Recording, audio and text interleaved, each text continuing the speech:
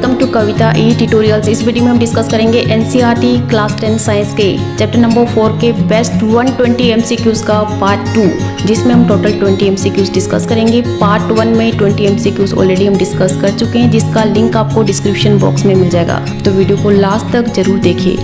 First question, carbon can exist in different forms. This property of an element to exist in different forms is called carbon, जो different forms में exist करता है। किसी भी element की इस property को जिसकी वजह से कोई भी एलिमेंट डिफरेंट फॉर्म्स में एग्जिस्ट करता है, इसे कहते हैं कोवेलेंसी, चेन फॉर्मेशन, कैटिनेशन या फिर एलोट्रोपी। इसका आंसर आएगा yes, option D, allotropy. Carbon 3 different forms में एग्जिस्ट करता है, that is yes, diamond, graphite and fullerene. और कार्बन की इस प्रॉपर्टी को जिसकी वजह से कार्बन डिफरेंट फॉर्म्स में एग्जिस्ट करता है, इसे बोलेंगे allotropy. Next question, what is the difference in the molecular formula of any 2 consecutive members of A homologous series of organic compounds. Homologous series में ऑर्गेनिक कंपाउंड्स का जो मोलिकुलर फॉर्मूला होता है, उसमें 2 कंसेक्यूटिव मेंबर्स के बीच में कितना डिफरेंस होता है। Important question, CH2, CH4, CH3 या CH। यस, इसका आंसर आएगा option A, CH2। Homologous series में सभी मेंबर्स का एक जनरल फॉर्मूला होता है। For example CnH2n+2, this is formula of yes, alkane. सभी मेंबर्स जो एल्केन को बिलोंग करते हैं, for example CH4, C2H6, C3H8 और C4H10। इन सभी में आप देखोगे कि कितने का डिफरेंस होता है। यस, CH2 का डिफरेंस होता है, और इन सभी का एक कॉमन जनरल फॉर्मूला होता है। Next question, which is correct representation of electron dot structure of nitrogen. इनमें से नाइट्रोजन का करेक्ट इलेक्ट्रॉन डॉट स्ट्रक्चर आपने फाइंड आउट करना है। ऑप्शन ए, बी, सी या डी। किसी भी एलिमेंट का electron dot structure find out करने के लिए you should know about yes atomic number, electronic configuration and valency. Okay, what is atomic number of nitrogen? Yes, lucky 7, और इसकी इलेक्ट्रॉनिक कन्फिग्रेशन होगी 2, 5। तो अपना ऑक्टेट कंप्लीट करने के लिए, स्टेबल इलेक्ट्रॉनिक कन्फिग्रेशन अचीव करने के लिए नाइट्रोजन को फर्दर कितने इलेक्ट्रॉन्स की रिक्वायरमेंट होगी? यस, 3 इलेक्ट्रॉन्स की, इसलिए इसकी वैलेंसी क्या होगी? 3।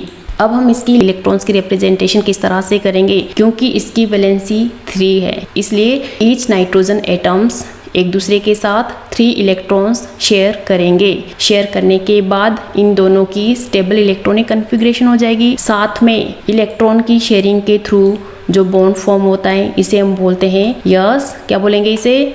Covalent bond. तो नाइट्रोजन में कितने बॉन्ड्स की फॉर्मेशन होगी? ट्रिपल बॉन्ड की। इसके पास वैलेंस शेल में 5 इलेक्ट्रॉन्स होते हैं। 3 इलेक्ट्रॉन्स तो इसने शेयर कर लिए, कितने इलेक्ट्रॉन्स बचे? 2 इलेक्ट्रॉन्स। तो इसके 2 इलेक्ट्रॉन्स को हम इस तरह से रिप्रेजेंट करेंगे। ये 2 इलेक्ट्रॉन्स बॉन्ड फॉर्मेशन में इन्वॉल्व नहीं होते हैं, तो इन इलेक्ट्रॉन्स को हम बोलेंगे lone pair. Next question, which of the following is not correct one. इनमें से करेक्ट पॉइंट कौन सा नहीं होगा? Option A, carbon is tetravalent, या option B, nitrogen is monovalent, या option C, oxygen is divalent, या option D, none of this.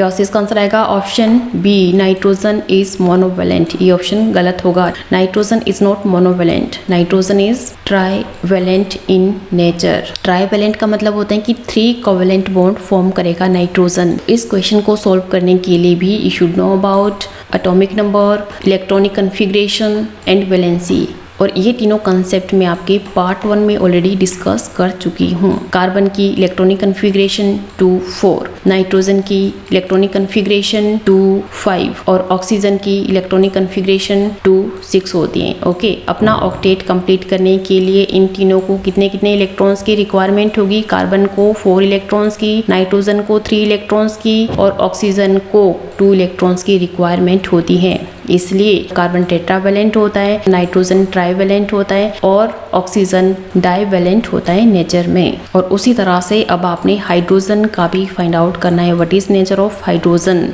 Next question. Covalent compounds are poor conductors of electricity because covalent compounds electricity conduct नहीं करते हैं क्योंकि they have weak force of attraction, या option B they are formed by mutual sharing of electrons, या option C they do not produce ions in solutions, या option D none of these.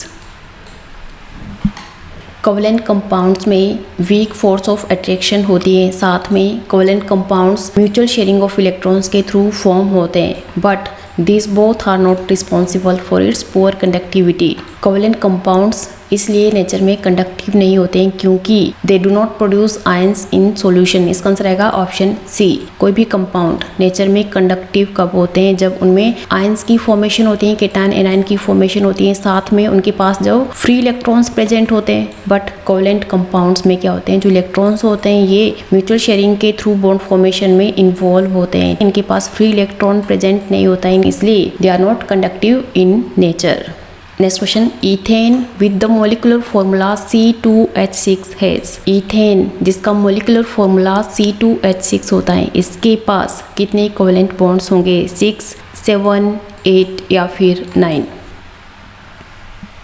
Yes, इसका answer आएगा option B 7 covalent bonds. किस तरह से? अब ethane, N मतलब ये एल्केन को बिलोंग करता है और इसमें सिंगल बॉन्ड की फॉर्मेशन होगी C2. हम C2 को इस तरह से लिखेंगे, ठीक है. साथ में क्या है? H6. अब H6 का मतलब है कि दोनों कार्बन के पास 3 हाइड्रोजन्स प्रेजेंट होंगे इस तरह से. तो अब हम इसमें देख लेते हैं कितने कोवेलेंट बॉन्ड्स होंगे इसमें. 1, 2, 3, 4, 5, 6 एंड 7. तो टोटल इसमें 7 कोवेलेंट बॉन्ड्स की फॉर्मेशन होगी.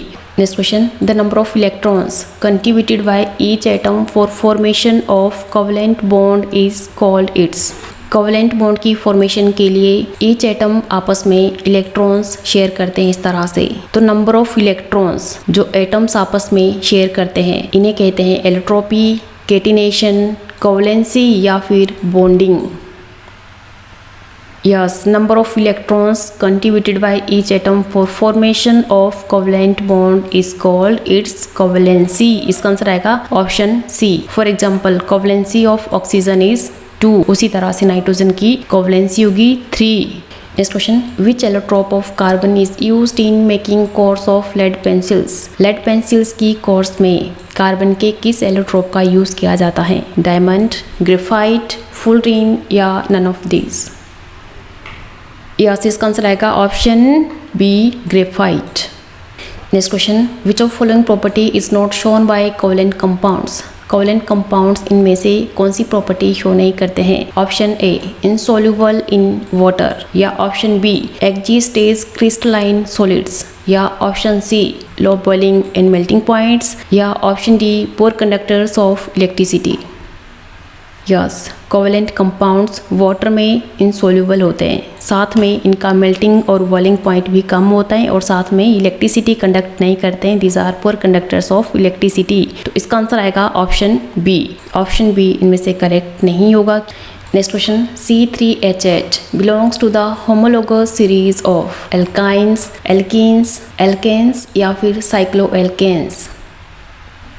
यस, इसका आंसर आएगा option C alkanes. C3H8 belong करते हैं एल्केन को. एल्केन का फॉर्मूला होता है CnH2n+2. Number of carbon atoms कितने हैं यहाँ पे? 3. C3H2 multiplied by number of hydrogen भी कितने होंगे? 3 होंगे +2. It will be C3H 3 2 6 +2 8. Okay, तो it will belong to the family of alkane. It will belong to alkene.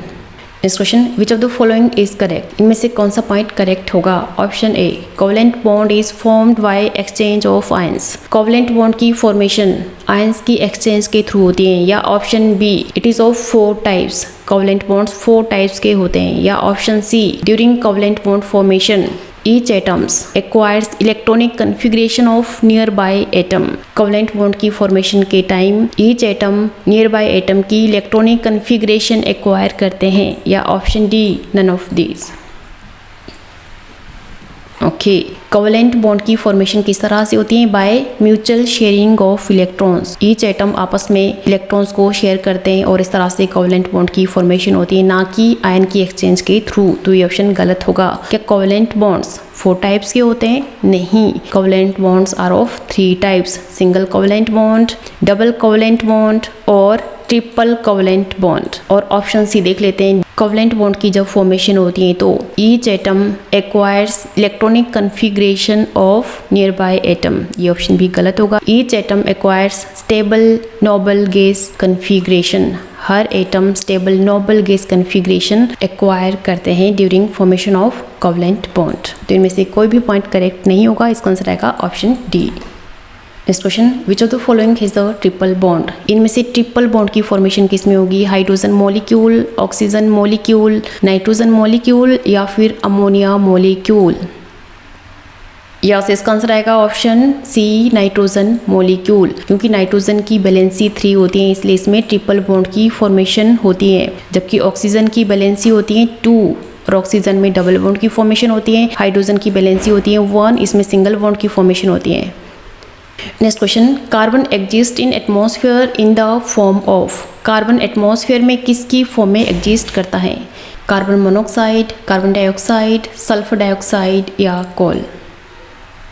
Yes, इसका आंसर आएगा option B, carbon dioxide. Carbon atmosphere में carbon dioxide की form में एग्जिस्ट करता है और इसकी परसेंटेज होती है 0.03%।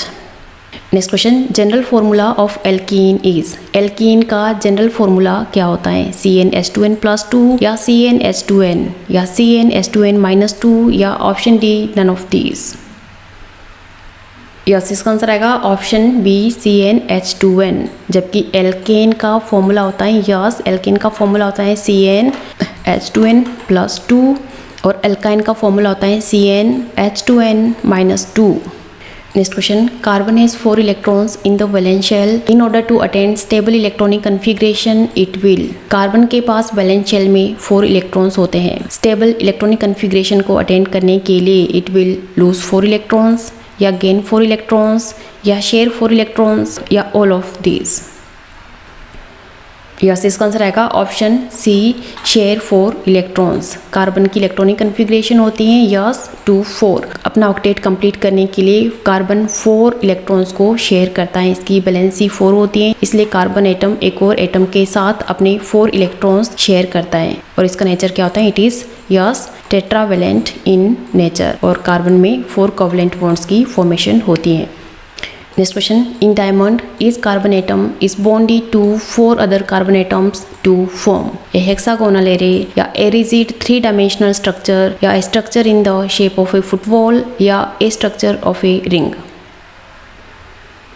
यस, इसका आंसर आएगा option B, a rigid 3-dimensional structure. Diamond में 3-dimensional स्ट्रक्चर की फॉर्मेशन होती है, इसलिए डायमंड हार्ड होता है नेचर में।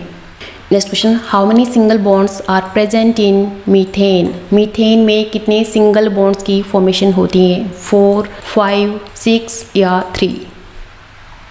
यस, इसका आंसर आएगा ऑप्शन ए 4। मीथेन का फॉर्मूला होता है CH4 और कार्बन के पास वैलेंस शेल में 4 इलेक्ट्रॉन्स होते हैं। तो कार्बन एटम अपने 4 इलेक्ट्रॉन्स को शेयर करता है ईच हाइड्रोजन एटम के साथ। हाइड्रोजन के पास भी वैलेंस शेल में 1 इलेक्ट्रॉन होता है इस तरह से। और मीथेन में 4 कोवेलेंट बॉन्ड्स की फॉर्मेशन होती है इस तरह से।